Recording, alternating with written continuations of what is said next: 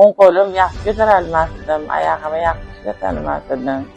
O'g'lim bilan kelinim uyda qarashardi.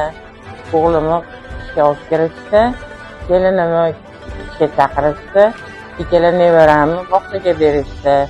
Hozir endi hamma ish bilan ta'minlanib, manbatga kelib, 3 mahal oziq-ovqat, massaj, ekstra olib, qo'limni yaxshi ishlatadigan bo'lib qoldim.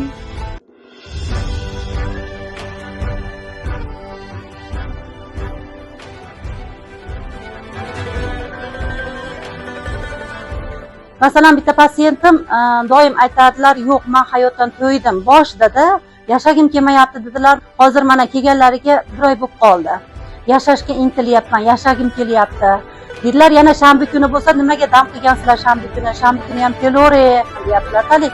Yaxshiligidan hamma yo'qdan minnatdorlar.